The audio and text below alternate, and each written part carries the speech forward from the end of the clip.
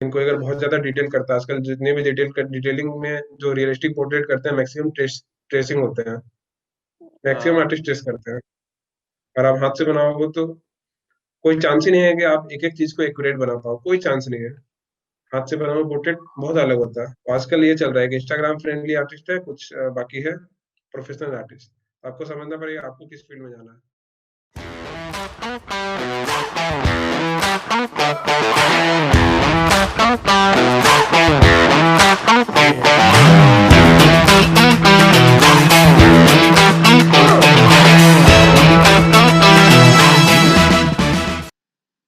Welcome to another episode of behind the creator presented by creative mindset. तो आज हमारे podcast के guest हैं अनुपम पाठक, जो कि एक फाइन आर्ट आर्टिस्ट हैं। तो हमने उनसे आज बात किया है how to make career in art, और आर्ट में कैसे सस्टेन कर सकते हैं आप, और उसमें पैसे कैसे कमा सकते हैं, और अलग अलग आर्ट फॉर्म में आप अपनी खुद की यूनिकनेस कैसे बना सकते हैं। और हमने एक यूनिक फॉर्म ऑफ आर्ट जो इंडिया में बहुत कम लोग करते हैं उसके बारे में बात किया है, जिसको बोलते हैं ल्यूमिनस आर्ट या फायर आर्ट। तो चलिए, लेट्स कंटिन्यू द पॉडकास्ट।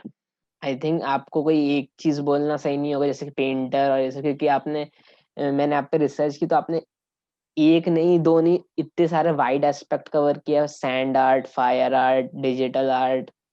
सो इन सब चीजों की शुरुआत कहाँ से हुई, मतलब आपने स्टार्ट कब किया ये करना? स्टार्ट तो बचपन से ही करते थे, मतलब ऐसे प्रोफेशनली करने का कोई इरादा था नहीं, इसीलिए मैं इंजीनियरिंग में गया। हम्म। I have completed my engineering from electrical and electronics branch hmm. from one of a private college in Orissa. I don't want to take name. हम्म। तो वहीं पे फिर एक्चुअल में मेरा आर्ट का शुरुआत हुआ कॉलेज के सेकेंड ईयर से। हम्म। जब मैं सेकेंड ईयर में था तो कॉलेज में, तब शायद कॉलेज का 20 ईयर कंप्लीट हुआ था हमारे कॉलेज का। ओके। तो college was organizing like fest type of thing, cultural fest type of thing. So I was doing some simple sketches and all. So one of our faculty approaches to me and asked to do something for our college, like to depict some story. So he came up with an idea of sand animation. Then I researched about sand animation and how it is done and how previous artists were doing all those things. Then I came up with a story and I did that sand animation for my college. And because of some technical problems, that video was not able to play it on stage oh. on that time. So previously, after that, I just uploaded that video on my YouTube channel, and overnight it got popular. I got popular among my friends in my college, and that thing motivated me to came into this field. And from that time, I'm every day I'm doing something. आपका मैंने एक coat भी पढ़ा था, जो आपने coat तो नहीं बोले, आपने एक स्टोरी डाली थी उसमें लिखा होता है कि अगर आप अपने आर्ट या आप किसी चीज को पैशन बोलते हो, और अगर आप 24 आवर में से 1 आवर भी उसके लिए नहीं निकाल सकते हो, तो फिर आपको सोचने की जरूरत है, हो सके वो आपका हाँ, पैशन नहीं है। वो तो बहुत सही बात है वो। हाँ, और ये तो बहुत सारे आर्टिस्ट बोलते हैं। मैं अगर अपना कॉलेज का रूटीन तुम्हें बताऊंगा तो फर्स्ट ईयर में मैं हॉस्टल में रहता था, तो खाने पीने का कोई टेंशन नहीं था मुझे। हम्म। सेकेंड ईयर में मैं कॉलेज का, मैं बाहर फ्लैट लेके रहता था, मैं खाना खुद से बनाता था, क्लास जाता था। Up to second year I was very good in studies, very good. I used to teach my friends and all. After hmm. Second year I my art graph was going up and my study was going down. But after second year I was good in studies, I was doing art, I was cooking my own food, everything else. And I was also in some college club, art and dramatics club. I used to manage that also. So आपको time तो निकालना पड़ेगा। अगर आप बोलते हो कि आपका पैशन है तो आपको टाइम निकालना पड़ेगा। क्योंकि हम्म एग्जैक्ट नहीं है, जैसे आपने इसमें बात की सैंड आर्ट की, तो उड़ीसा में तो बहुत सैंड आर्ट फेमस भी है, अभी हम्म। हाल में बनता भी रहता है। तो उड़ीसा उड़ीसा का है एक सुदर्शन पट्टनायक, जो कि हाँ। नेशनल अवार्ड विनर है। उनको पद्मश्री मिल चुका है, और वो बहुत फेमस एंड आर्टिस्ट है वहाँ के। हम्म। उनका हमेशा आता भी रहता है न्यूज में। थीम पे हर एक डे पे बनाते हैं, कुछ स्पेशल डे पे वो कुछ ना कुछ बनाते हैं। हम्म। तो जैसे आपने बताया कि ये आप कॉलेज के साथ ही करते रहते थे, तो ऐसा मतलब आपने पूरा बैलेंस करके रखा, तो आप क्या मतलब नए आर्टिस्ट को कैसा बताना चाहिए कि कैसे बैलेंस करें कॉलेज लाइफ और ये अपना पैशन या आर्ट है, जो भी उनका पैशन हो, कैसे करें? देखो, सबसे पहले समझना ये जरूरी है कि पैशन क्या होता है। पैशन वो चीज है जिसको करने के लिए आपको बहुत ज्यादा एफर्ट ना लगाना पड़े। आप जिस चीज को एंजॉय करते हो करना, उस चीज को आप पैशन बोलते हो। जो चीज आपके लिए फन है, अगर आपके लिए कुछ चीज फन है और पैशन है, तो आपको उस काम के लिए टाइम निकालने की जरूरत नहीं पड़ेगी।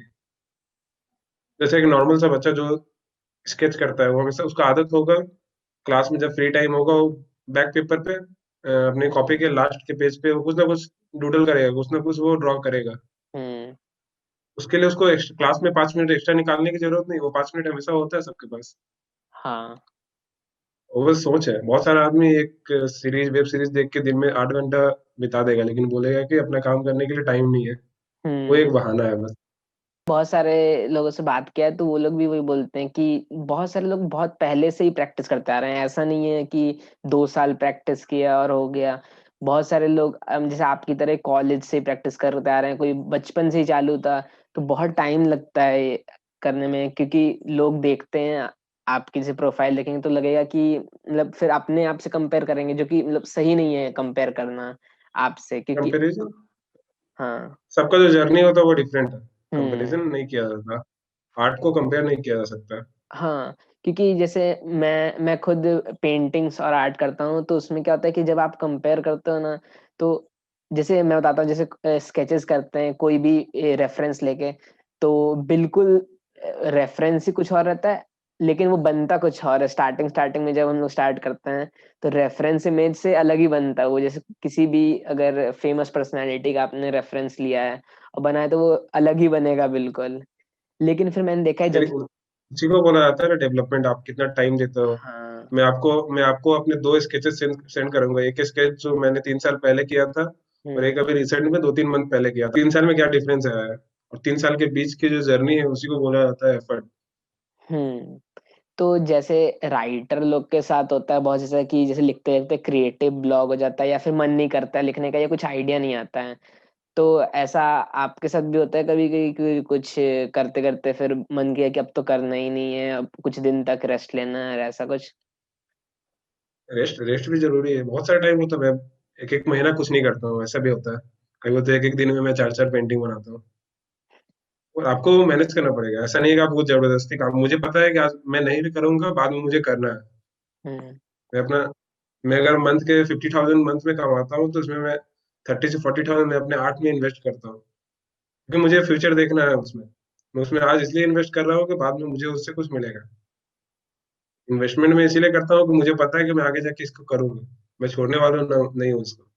और आप देखोगे लास्ट मेरे 4 साल का जो प्रोफाइल है, आप अगर मेरे इंस्टाग्राम पे हम्म। जाओगे, हम्म। मैं कुछ ना कुछ करता आया हूँ रेगुलर।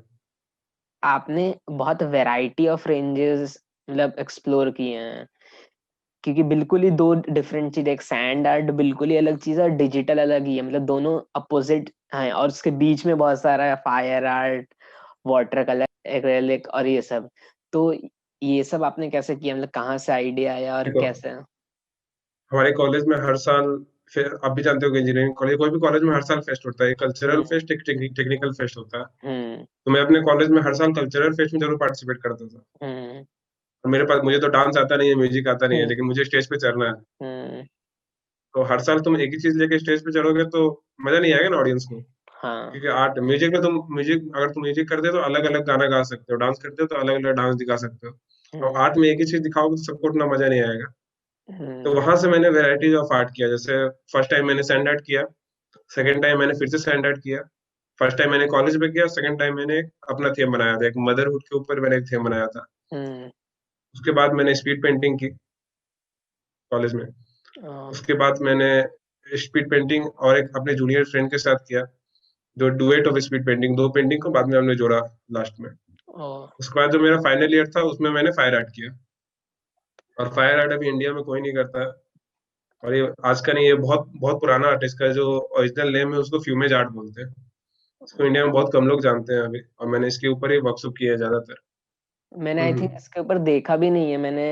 मैंने फॉरेन वाले पेंटर्स लोग को देखा है, और मैंने शायद से देखा भी नहीं है। मैंने बहुत सारे करते रहता हूँ, लेकिन मैंने लगता है वर्कशॉप तो मुझे लगता है बहुत कम देखा है। मैंने आपका ही देखा ये फायर आर्ट के ऊपर एक्चुअली पे। ये फायर आर्ट कहीं पे अभी किसी ने सिखाया नहीं है। जब फर्स्ट टाइम देखा था यूट्यूब पे, देखा था एक आर्टिस्ट है स्टीफन स्पाजू। वो हम्म। शायद यूरोप के कुछ किसी कंट्री में रहता है। ओ।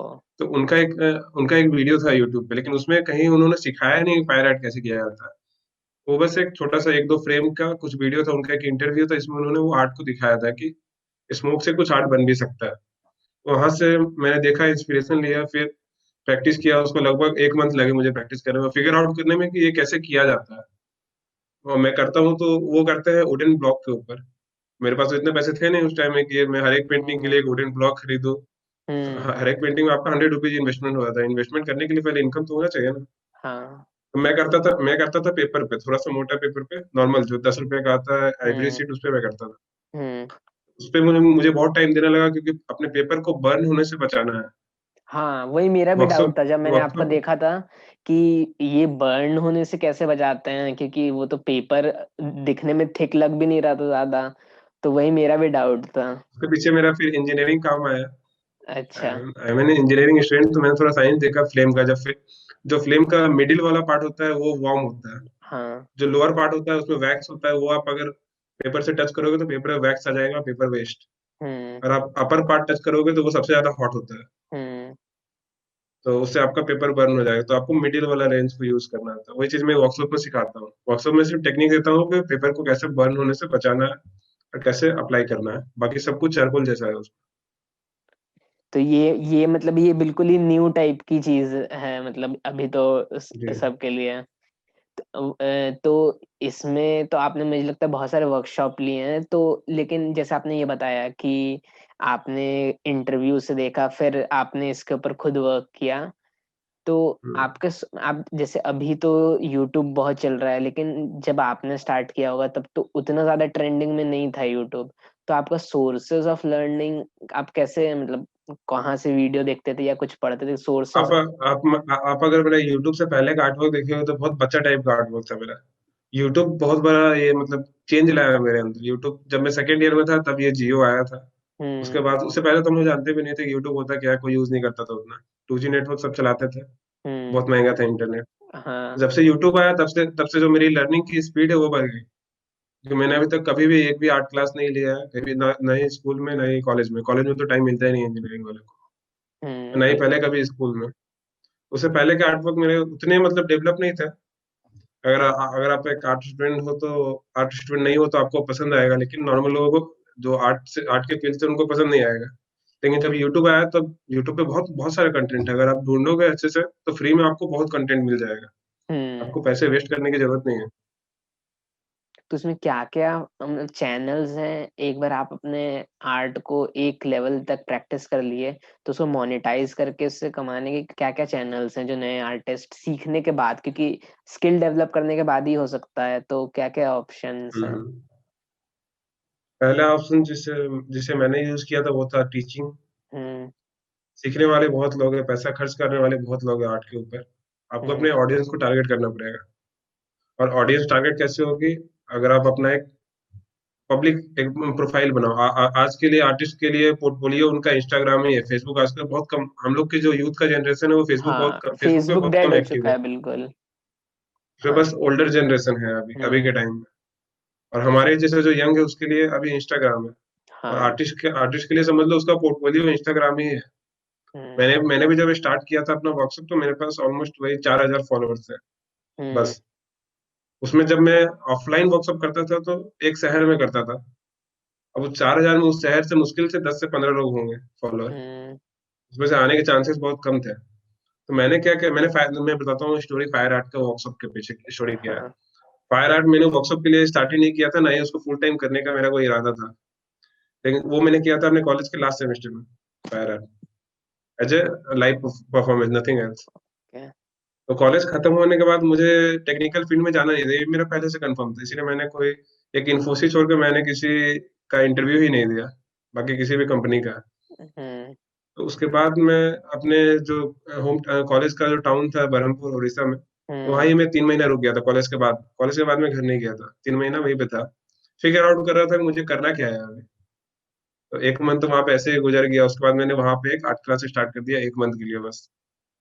मैं जाता था शाम में, बच्चों को पढ़ाता था डेली, मतलब आर्ट सिखाता था। वहां पे 10-12 बच्चे थे।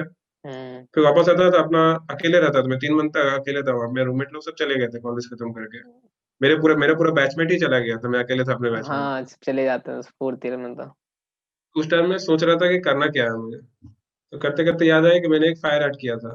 फिर उसके ऊपर मैंने रिसर्च किया, तो फिर इंडिया में मुझे 1 से 2 आदमी मिले इंस्टाग्राम पे। मैंने हैशटैग हैशटैग के थ्रू सर्च किया कि इंडिया में कितने आर्टिस्ट कर रहे हैं उस हैशटैग पे।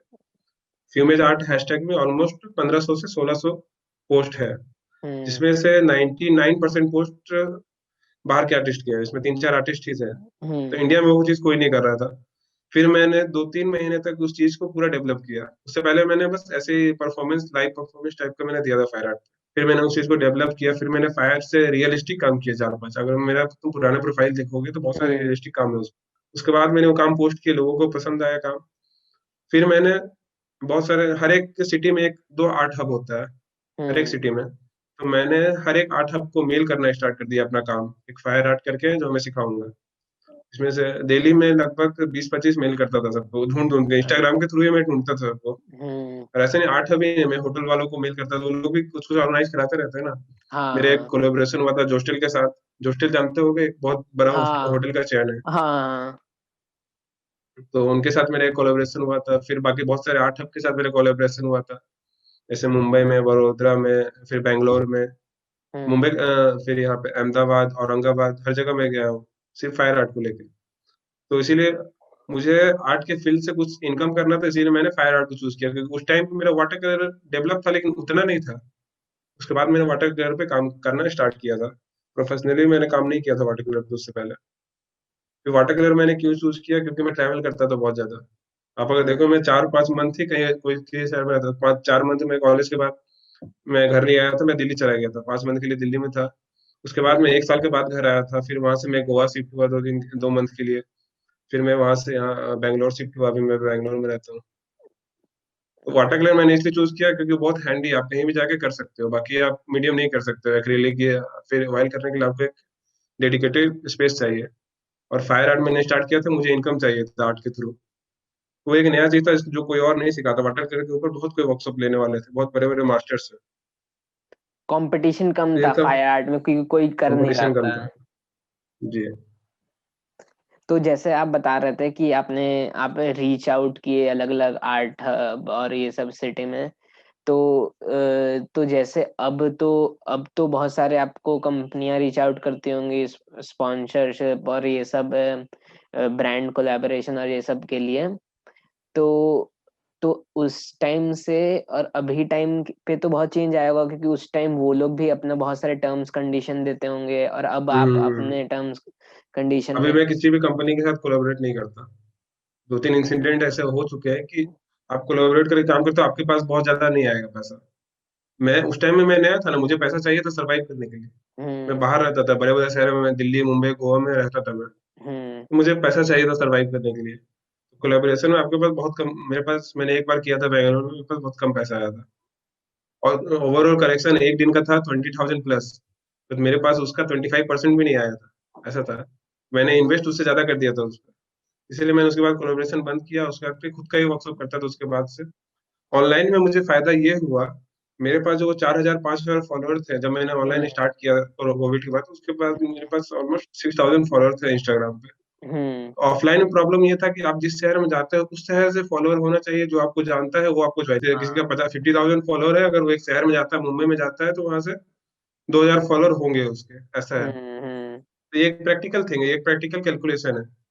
जब मैंने ऑनलाइन किया तो ऑनलाइन में वो 6,000 में अगर 0.1% भी मोनिटाइज हो गए, हम्म।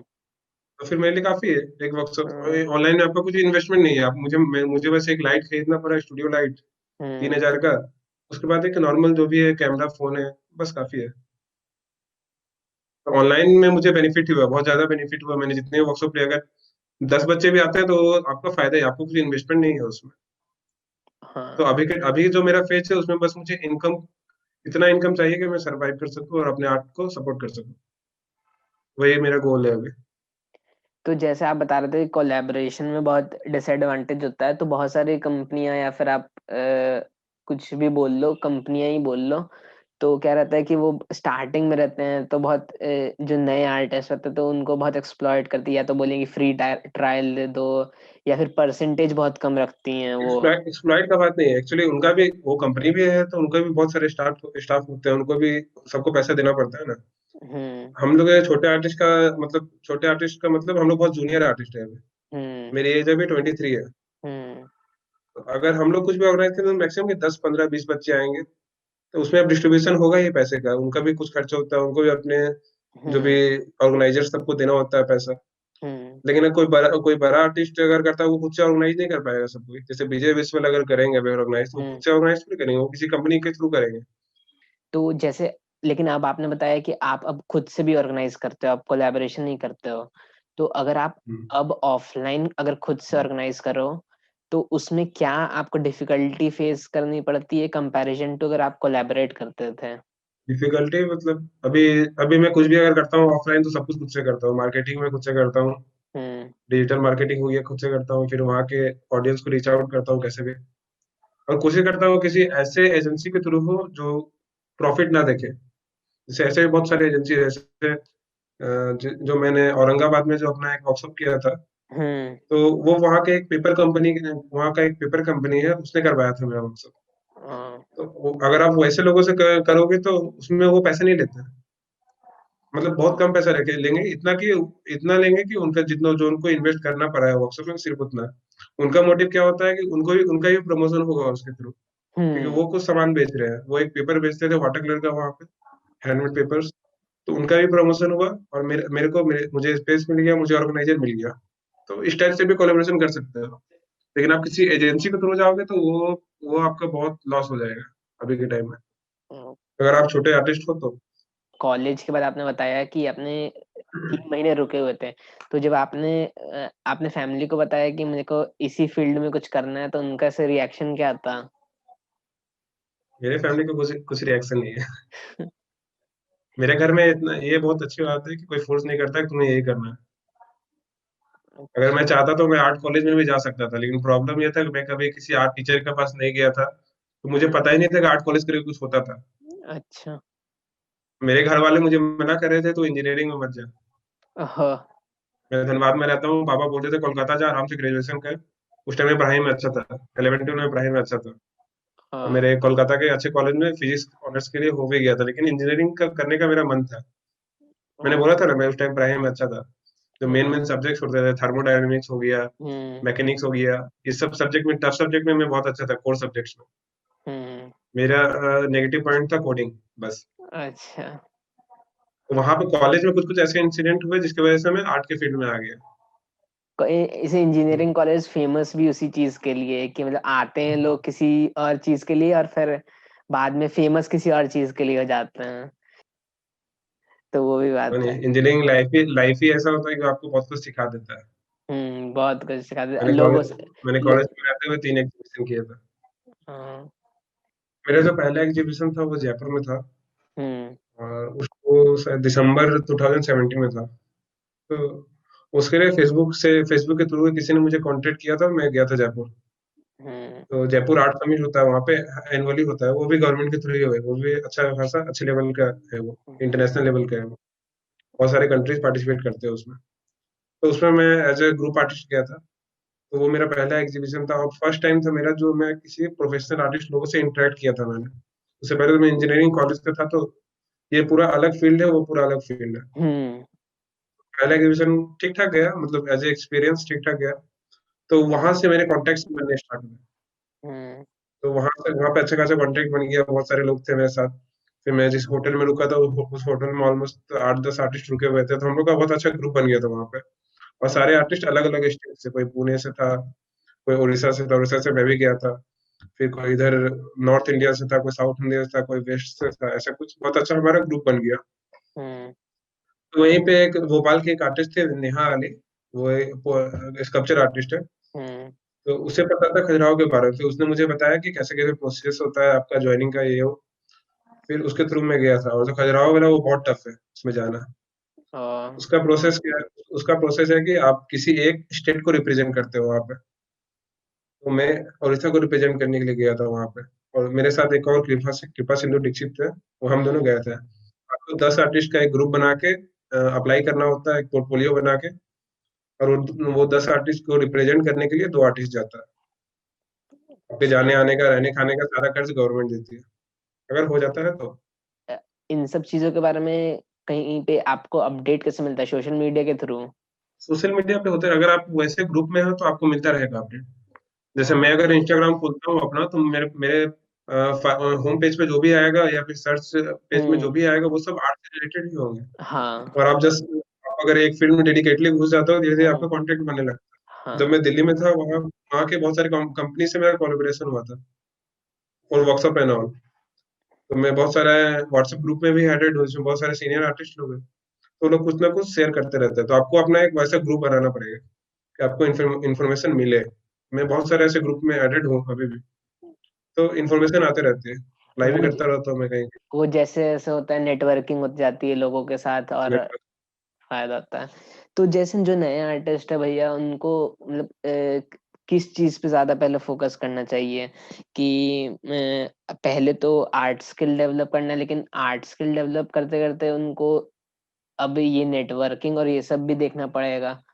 तो उसमें बहुत जरूरी है आज के टाइम में ये चीज। हाँ, आज के टाइम में बहुत जरूरी है, क्योंकि अगर आप नेटवर्किंग नहीं किए तो फिर आपका पूरा वेस्ट हो गया जो भी है, क्योंकि ऑडियंस रीच आउट नहीं कर पाओगे आप। तो उसका क्या बैलेंस्ड वे क्या है कि आप जो करते जाओ उसको सोशल मीडिया पे पोस्ट करते जाओ, या फिर क्या है उसका सही तरीका आपके हिसाब से? हर को सोशल मीडिया पोस्ट करने के लिए नहीं है। अगर आप हम्म। एक अच्छा लेवल का काम करते हैं तो ही आप उसको पोस्ट करो सोशल मीडिया पे। अभी आज के टाइम में सोशल मीडिया 2 पार्ट में बढ़ गया। अगर आप इंस्टाग्राम पे जाओगे तो वो 2 पार्ट में बढ़ गया है। एक है प्रोफेशनल आर्टिस्ट का पार्ट, हम्म। और एक है इंस्टाग्राम फ्रेंडली आर्टिस्ट। हाँ। इसके बेस पे अगर आप जाओगे तो 40-50 हजार फॉलोअर होंगे, हम्म। लेकिन उनको आर्ट के बारे में उतना नहीं पता है, वो बस कुछ भी हम्म। बना के डालते हैं। तो वो बहुत ज्यादा मेहनत करते हैं कि एक फ्रेम के अंदर किसी आर्टवर्क को सजा सजा के डालें। हम लोग उतना नहीं करते, हम लोग बस आर्टवर्क डालते हैं। हम्म। तो अगर आपको प्रोफेशनली जाना है तो आपको प्रोफेशनल वर्क ही डालने पड़ेगा। अगर मैं 5 मिनट का भी स्केच डालता हूँ, बहुत हम्म। ज्यादा डिटेल नहीं होता 5 मिनट का स्केच में, लेकिन कोई प्रोफेशनल आर्टिस्ट देखेगा तो समझेगा कि क्या क्या है इसमें। लेकिन कोई अगर बहुत ज्यादा डिटेल करता है, आजकल जितने भी डिटेलिंग में जो रियलिस्टिक पोर्ट्रेट करते हैं, मैक्सिमम ट्रेसिंग होते हैं। मैक्सिमम हाँ। आर्टिस्ट ट्रेस करते हैं। अगर आप हाथ से बनाओगे तो कोई चांस ही नहीं है कि आप एक एक चीज को एक्यूरेट बना पाओ, कोई चांस नहीं है। हाथ से बना हुआ पोर्ट्रेट बहुत अलग होता है। तो आजकल ये चल रहा है कि इंस्टाग्राम फ्रेंडली आर्टिस्ट है कुछ, बाकी है प्रोफेशनल आर्टिस्ट। आपको समझना पड़ेगा आपको किस फील्ड में जाना है। हम्म। इंस्टाग्राम फ्रेंडली आर्टिस्ट बनोगे तो एक टाइम तक सही है, लेकिन फॉर लॉन्गर गोल वो सही नहीं है। आप अगर किसी कंपटीशन में जाते हो तो वहां पे आप ट्रेस नहीं कर सकते। हर हम्म। जगह आपका अगर कोई प्रोफेशनल आर्टिस्ट देखेगा तो समझ जाएगा कि ट्रेस्ड है। आपको भले इंस्टाग्राम पे फॉलोअर बहुत मिल जाएंगे, जितने भी ट्रेस करने वाले को देखना, वो सेलिब्रिटीज का पोर्ट्रेट बहुत बनाते हैं। हाँ, क्योंकि वो लोग रीशेयर करते हैं तो फिर तो उससे क्या होता है, उनका फॉलोअर बढ़ेगा। या फिर कुछ हो गया, जैसे कोई डेट कर गया, जैसे सुशांत सिंह राजपूत जो डेट किया था, हम्म। मैक्सिमम आर्टिस्ट लगे हुए थे कि उसका पोर्ट्रेट बनाए, क्योंकि उस टाइम पे जो भी बना रहा था उसका पोर्ट्रेट, सबको बहुत ज्यादा रीच मिल रहा था, बहुत ज्यादा ये मिल रहा था सबको, मतलब फॉलोअर्स मिल रहे थे। हम्म। 10-10 हजार, 20-20 हजार ऐसे करके मिल रहे थे, एक एक लाइक, एक एक पोर्ट्रेट पे। तो उस ऐसे दो दो पार्ट में बटा हुआ है अभी इंस्टाग्राम, जो भी सोशल मीडिया है। आपको चूज करना है कि आपको किस में जाना है। आपको एज ए लॉन्गर गोल रखना है, आपको प्रोफेशनल में जाना है, या फिर पैसा कमाना है। पैसा इसमें बहुत है, इंस्टाग्राम फ्रेंडली आर्टिस्ट में आपको अच्छा खासा पैसा मिल जाएगा, लेकिन आपको अभी से लेकर के एक टाइम बाद तक आपको उतना ही पैसा मिलेगा। लेकिन जो प्रोफेशनल आर्टिस्ट है वो भले ही एक टाइम पे बहुत कम कमाते हो, लेकिन अगर वो प्रोफेशनलिज्म को लेके चलेंगे अपने काम में, तो एक टाइम में बहुत ज्यादा कमाएंगे। किसी ने हम्म। बोला था, artist are never properly paid, they are either under paid और ओवर पेड। एक टाइम होता है हर एक आर्टिस्ट बहुत बहुत कम पैसा मिलता है, या फिर बहुत ज्यादा पैसा मिलता है। जितना हम्म। पैसा मिलना चाहिए उतना कभी नहीं मिलता किसी आर्टिस्ट को। तो आप जब भी ड्राइंग या फिर आर्ट करने बैठते हो तो आप कॉन्सेप्चुअलाइज कैसे करते हो कि मतलब कि मेरे को बनाना क्या है, उसका प्रोसेस क्या अगर है? आप मेरा अगर आप मेरा काम देखोगे तो अभी मैं कॉन्सेप्ट के ऊपर बहुत ज्यादा काम नहीं करता, क्योंकि अभी अभी का टाइम है अपनी स्किल को डेवलप करने का। मैं वाटर कलर करता हूँ, और मेरा जो कॉन्सेप्ट है वो मेरे कलर्स में है, मेरे जो आर्टवर्क है उसमें नहीं है। लेकिन जो कलर्स मैं यूज करता हूँ वो नेचुरल से अलग होता है। हमेशा जब भी आप मेरा कोई लैंडस्केप देखोगे हम्म। तो उसमें वो कलर नहीं होता जो सामने दिख रहा है मुझे। मैं वो कलर यूज करता हूँ जो मुझे करना है। तो वाटर कलर में वैसे ही होता है, मैक्सिमम आर्टिस्ट वैसे ही करते हैं। जो भी वाटर कलर, जो रियलिस्टिक आर्टिस्ट नहीं है वाटर कलर के, वो हम्म। ऐसे ही करते हैं। तो वाटर कलर में आपको कलरिंग के ऊपर ध्यान, आपका कलर ही आपका थीम है मैक्सिमम टाइम। और जो कॉन्सेप्चुअल आर्टिस्ट करते हैं कॉन्सेप्ट, अभी के टाइम में अगर मैं बोलूँ कि मैं बहुत ज्यादा कॉन्सेप्ट पे काम करूंगा तो वो भी गलत चीज है। अभी के टाइम में आपको स्किल, एक बार स्किल लाने के बाद फिर आप कॉन्सेप्ट पे काम करो, एब्स्ट्रैक्ट पे काम करो, वो अलग बात है। हम्म। पिकासो पिकासो जो था, मैं पिकासो के बारे में बताता हूँ। वो हम्म। 13 साल की एज में बहुत हाइपर रियलिस्टिक काम कर सकता था, उसके बाद फिर वो एब्स्ट्रैक्ट करना स्टार्ट किया। जब हम्म। उसने हर एक जो बेसिक रियलिस्टिक काम जो है बेसिक होता है। हम्म। लेकिन अभी वो एक रियलिस्टिक काम एक लेवल तक करने के बाद फिर उसको धीरे धीरे तोड़ना स्टार्ट किया, अपने काम को ब्रेक करना स्टार्ट किया, फिर बाद में जाके आया क्यूबिज्म। उससे पहले उसको हम्म। आर्ट के जो बेस है उसको हर एक चीज पता था उसके बारे में। लेकिन आजकल क्या है कि मैक्स बहुत सारे आर्टिस्ट हैं जो सिर्फ एब्स्ट्रैक्ट करते हैं। उनको अगर आप एक फेस बनाने देते हो तो उनसे नहीं बनेगा सही। प्रपोजन करे तो आंख यहाँ बनाएगा तो नाक कहीं और बनेगा, ऐसा होता है।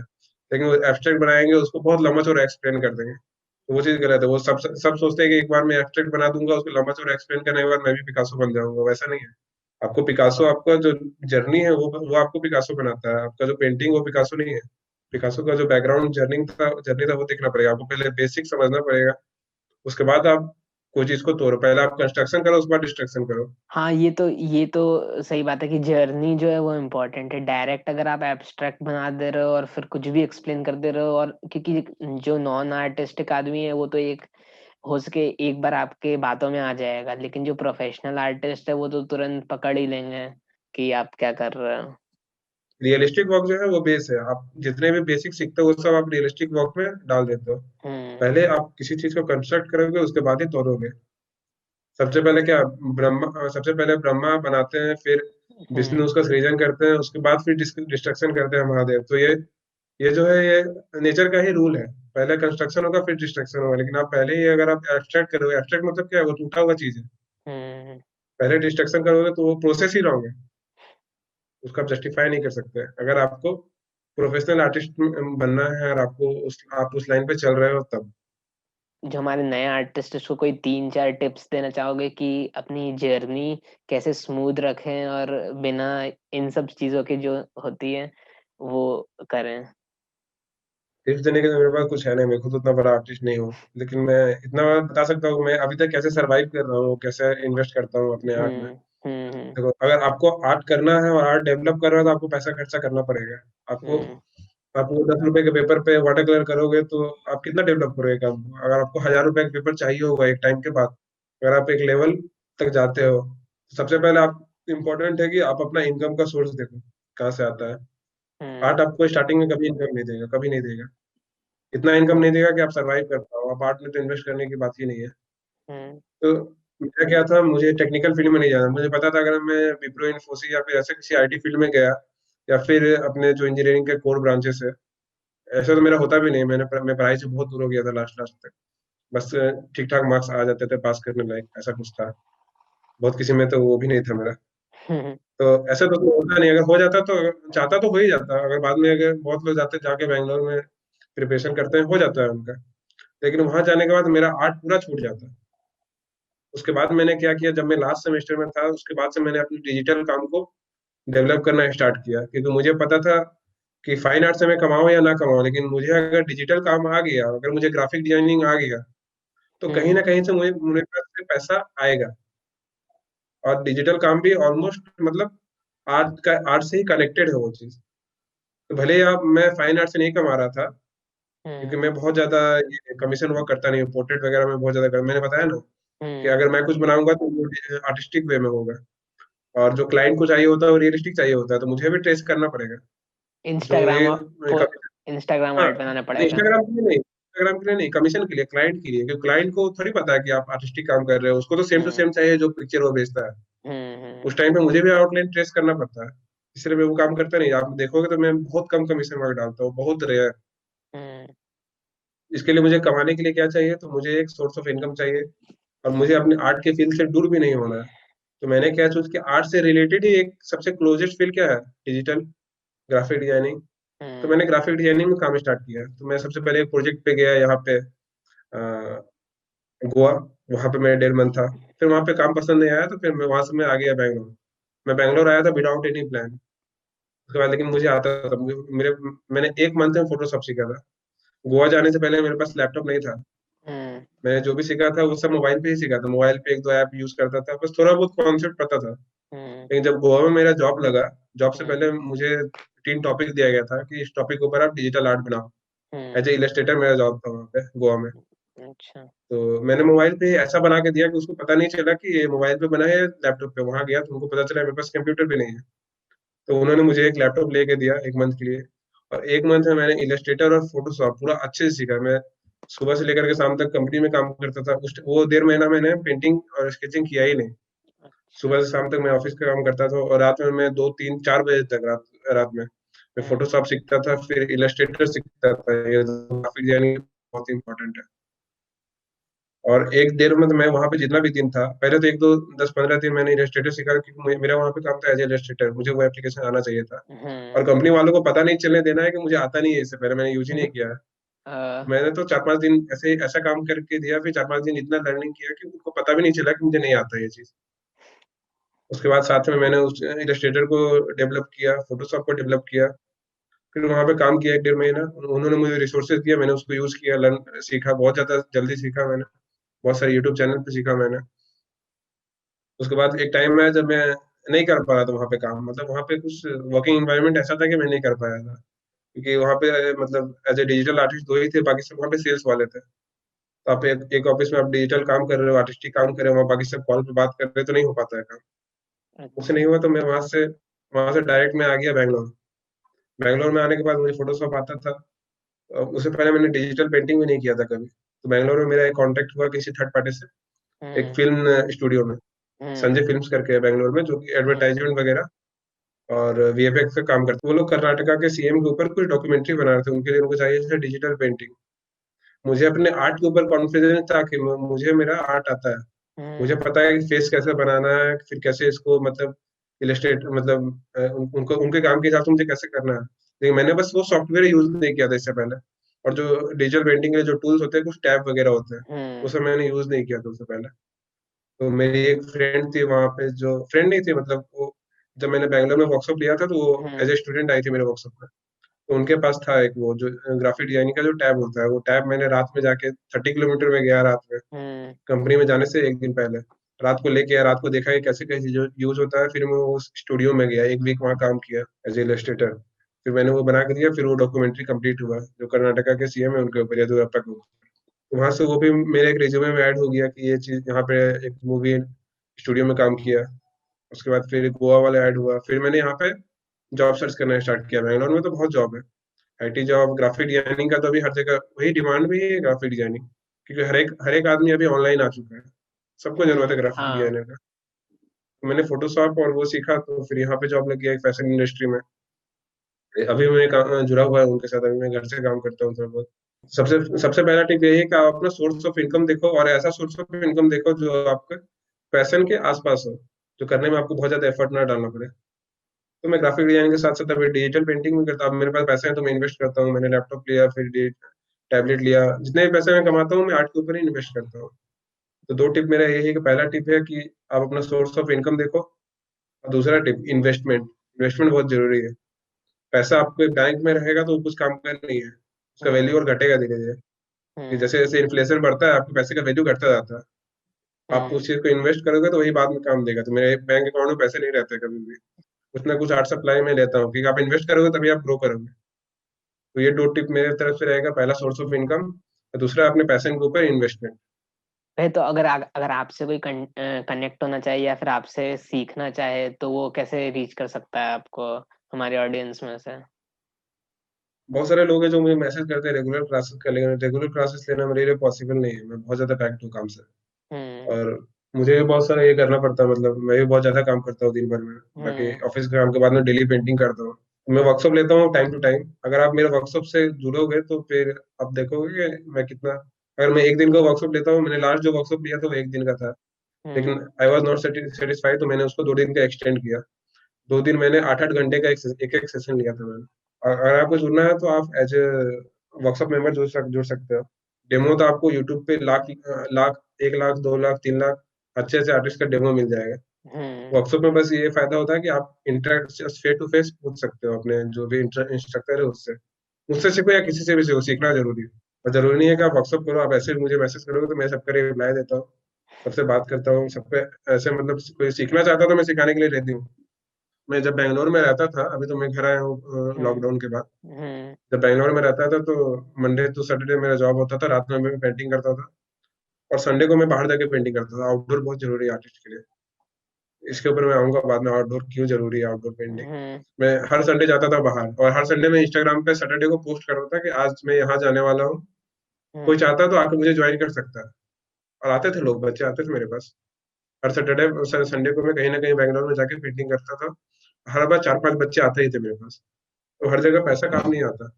अगर सीखना चाहता है तो बहुत आदमी है सिखाने वाले, बैंगलोर में बहुत सारे आर्टिस्ट हैं जिनको मैं जानता हूँ। अगर आप जाओगे साथ में सीखने के लिए, उनके साथ में बस बैठोगे तो आप सीख जाओगे कुछ ना कुछ। तो बस सीखने का ऑब्जर्वेशन है। चाहत होना चाहिए, सीखने का ऑब्स चाहत होना चाहिए। तो अब ये पॉइंट है, बहुत इंपॉर्टेंट पॉइंट है कि आउटडोर पेंटिंग क्यों जरूरी है। हाँ, आउटडोर देखो क्यों जरूरी है? आउटडोर पेंटिंग में जब भी करता हूँ, मैं घर में जिस लेवल का काम, अगर मैं घर में इस लेवल का काम करता हूँ तो मैं बाहर जाऊँ तो मेरा काम इस लेवल का होता है। कि एक टाइम लिमिट में आपको काम करना होता है बाहर में। हम्म। तो अगर आप घर में, मैं घर में बनाता हूँ, किसका एक फोटोग्राफ को लूंगा रेफरेंस में। फोटोग्राफ क्या है, एक स्टिल है, एक फ्रेम के अंदर वो कैप्चर है, और कुछ मूवमेंट नहीं होगा उसमें। हम्म। तो उसमें आप ऑब्जर्व करने के लिए आपके पास बहुत ज्यादा कुछ नहीं, आप एक बार ऑब्जर्व कर लोगे, वही फिक्स है। आप हम्म। एक बार अपने फोटो को देख लिया, वो फिक्स है। लेकिन आप जब बाहर जाते हो तो वहां पे ऑब्जर्व करने के लिए बहुत कुछ है। सबसे हम्म। पहले तो आपको बहुत वाइड एंगल, आपको अपना आई बहुत वाइड एंगल दिखाता है, उसको क्रॉप करके एक छोटे कैनवस पे कैसे कंपोज करना है वो आप सीखोगे। हम्म। उसके बाद उसमें बहुत सारे चीजें मूव करते रहते हैं, जैसे लाइट लाइट हमेशा चेंज होगा। जो आदमी लोग होंगे या फिर जो भी सब्जेक्ट है ऑब्जेक्ट है वो सब चेंज होता रहेगा।